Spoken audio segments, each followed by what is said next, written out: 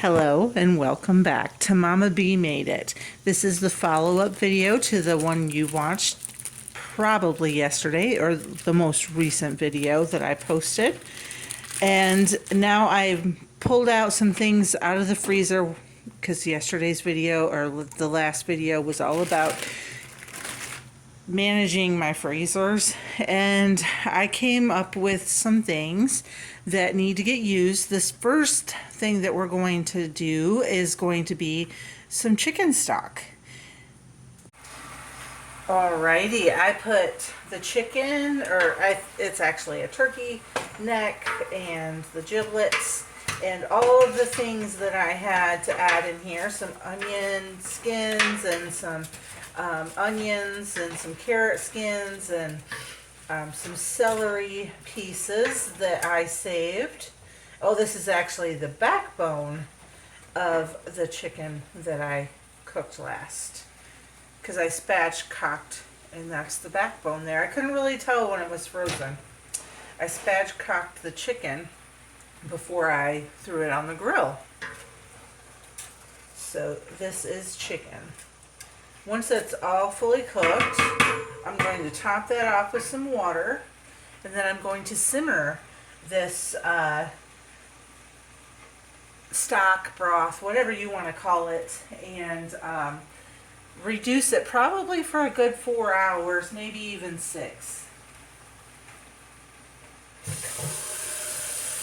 I will fill up some water. So how is your day going? I hope that you are finding some joy in your day. You found something that's making you smile. We all deserve to have that, at least a little bit every day.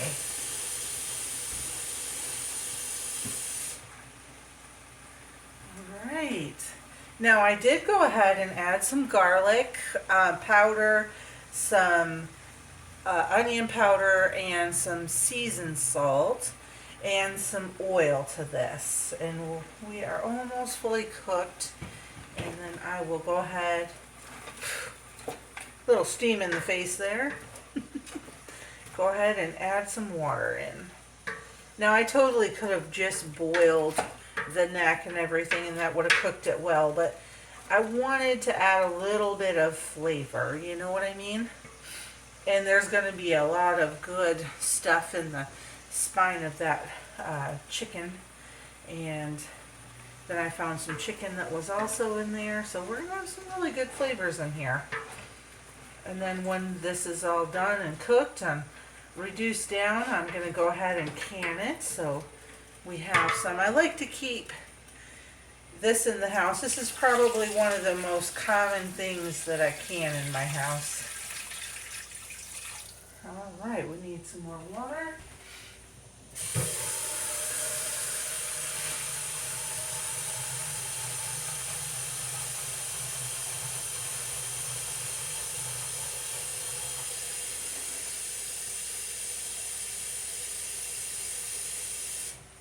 All right, there we go. So I'm going to go ahead, fill this up, and let it simmer down. And then I will be back with you when I'm ready to start the next recipe from the things that I found in my freezer, which I'm thinking is going to be some meatballs. In this house, we don't eat red meat or pork. We do eat fish and poultry. And so all the things that you see me make, if it's ground meat, it's going to be ground chicken or turkey, mostly ground turkey. We enjoy that flavor better. So I will see you in a little bit for the next thing.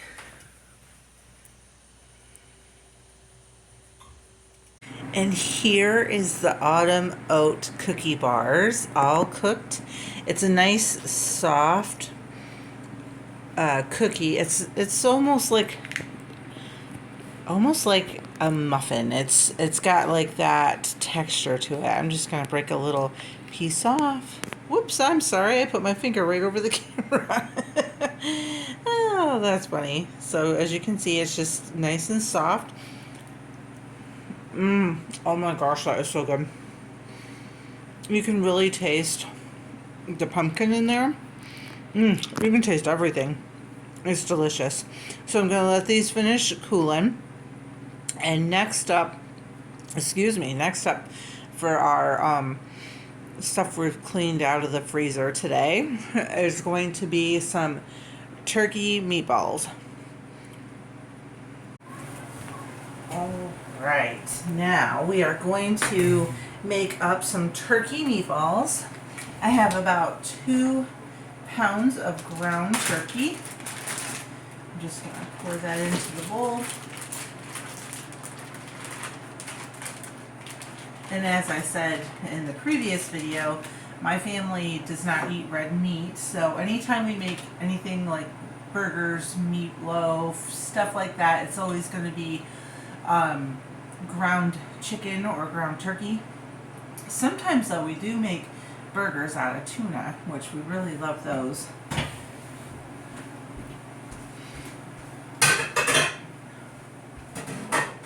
All right, grabbed a spoon. Into this, I'm gonna, now normally if I was making my typical meatballs, I would add some barbecue sauce or some Worcestershire sauce, but I want these to be pretty neutral flavored. So I just put in a little bit of olive oil. I have a package of crackers that I crumbled up. I'm going to add those.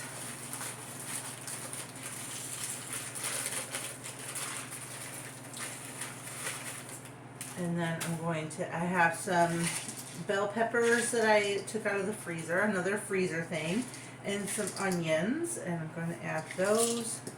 And I have some garlic that was from our garden, and that was also from the freezer.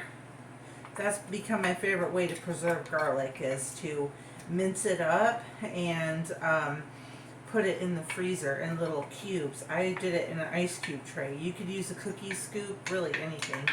Oh, let me grab my seasonings real fast, and then we'll mix everything together.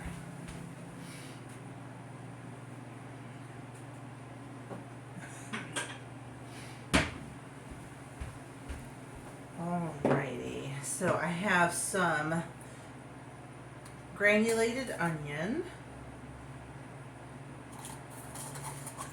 Oops.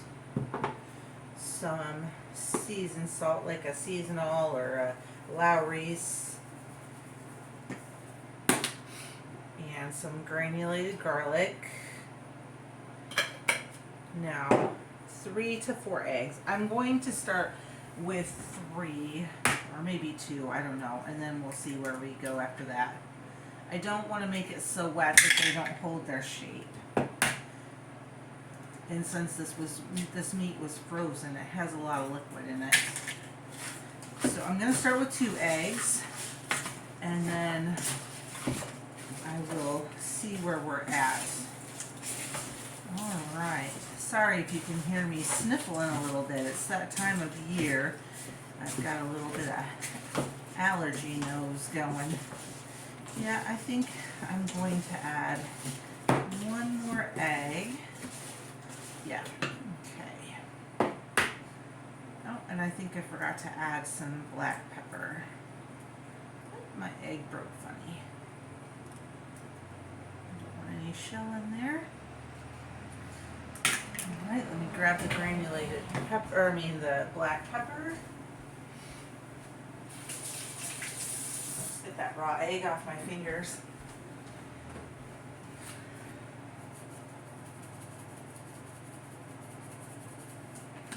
Alright. As I said, typically I would add Worcestershire at this point, but this time I'm not going to do that, or barbecue sauce. What I'm going to do instead is make lots of meatballs and then bake them, freeze them, and then I can pull them out and throw them in the crock pot with whichever sauce I want. Be that barbecue sauce or sweet and sour. I think some of these are going to go for some Swedish meatballs. Alright, that looks great. I'm not going to add another egg to that. Perfect. So now I'm just going to make up my meatballs. Yeah, see, they're pretty soft because that um, meat was frozen. I'm making these fairly good sized. We like a big meatball. Yeah, that one might be a little bit too big. We don't need a meatloaf. Alrighty.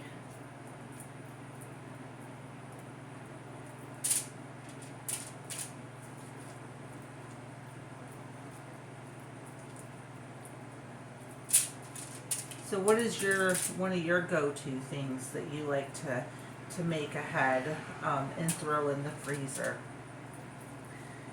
I like having meatloaf. I like to actually make mini meatloafs, like a personal size meatloaf. That way my husband can take them on the road. I can have them on my own when he's not home, because my son doesn't eat meatballs or meatloaf, either one. And so it doesn't make sense to have a big old meatloaf. Just a personal size one works out really, really well. Then I can have some and he can eat something else. And the same thing goes for my husband. He can warm one up in the microwave while he's on the road, and it gives him something good to eat. Alright. What is your favorite way to eat meatballs? Do you only put them in your spaghetti, or do you like to eat them as a freezer meal? What's your thing, your go-to?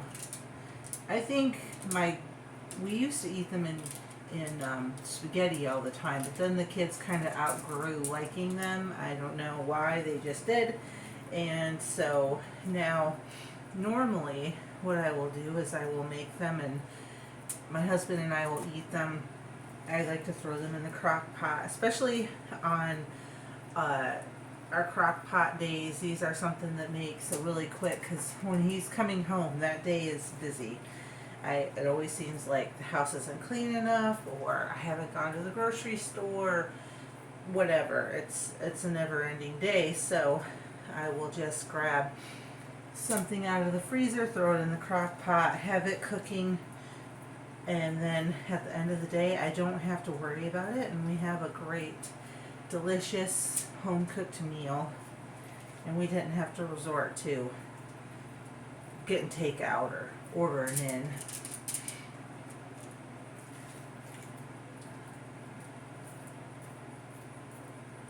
Alright. Looks like, I bet you I'm going to get probably about 25 of these,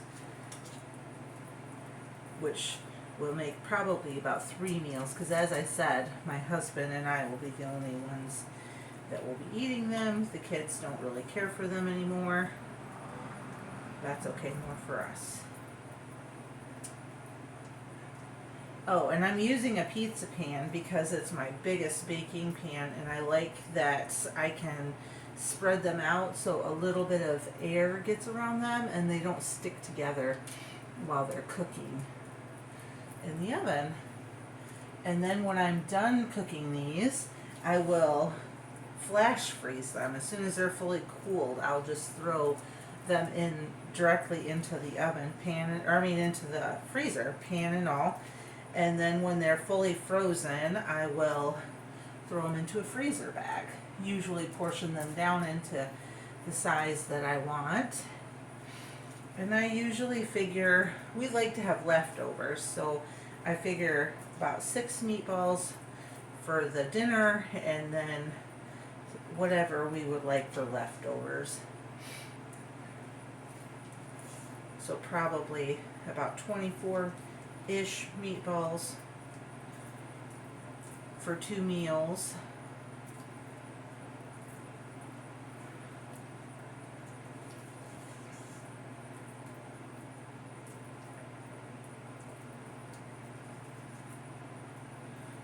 Almost done.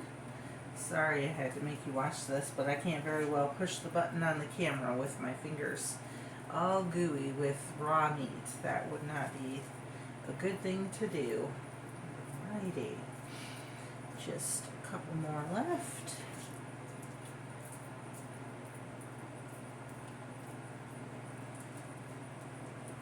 3 eggs was perfect. These are holding their shape very, very well.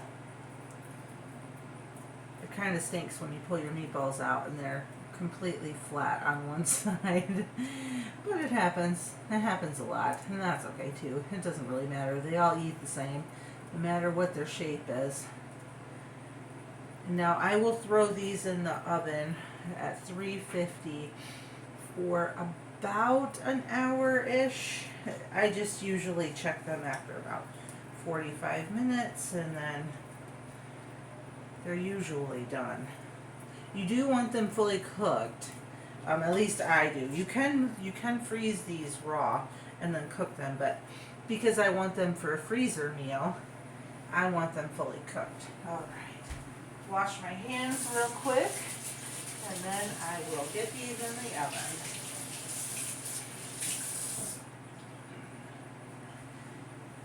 And I will generally turn the oven up for like the last 10 minutes just to give them a nice browning.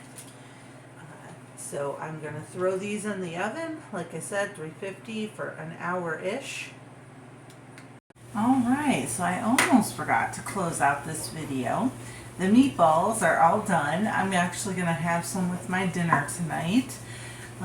Thank you so much for joining me in this fun little day that we did. I know this isn't a super long video. Up next, I do plan on doing an introduction video, just a little bit about me and why or what I want to achieve, and you know, a little bit about our family and what the future is for this channel. So I'm really excited about this journey. It's just a little different being in front of the camera. Thank you all for being forgiving and understanding in that, and knowing that I will grow and learn and get better, and there'll be a lot less of losing my words and things like that as I grow in this journey. So I think starting the middle of this month, we are going to do a whole bunch of crock pot meals. I'm very interested in doing that journey. I love to use my crock pot. I actually have something called a multi-cooker. It's not an Instapot. It is something I got from Finger Hut. It's called a multi-cooker. It fries, it sautés, it cooks rice, it bakes, it slow cooks, and it keeps things warm. I really love it. I like to fry potatoes in it because then when I'm done, I can just put the lid on it, put it on warm, and then work on whatever else I'm working on. And I also like to use it for like when I'm going to make a dish with chicken. I like to have the chicken browned a little bit, even if you're going to shred it, because it gives it a little more flavor. And instead of having to dirty a fry pan, I just brown it real quick and then put in all my ingredients and put it on slow cook, and away it goes. So I'm excited to share that with you as I embark on the slow cooker menu that I'm working on. If you have any slow cooker meals that you absolutely love and you'd like to see me do, go ahead and drop me a comment. All right, well, you all have a wonderful day. And again, if you're not subscribed, please hit that subscribe button. I'm trying really hard to hit that 1,000 subscribers so we can go monetary. Have a great day.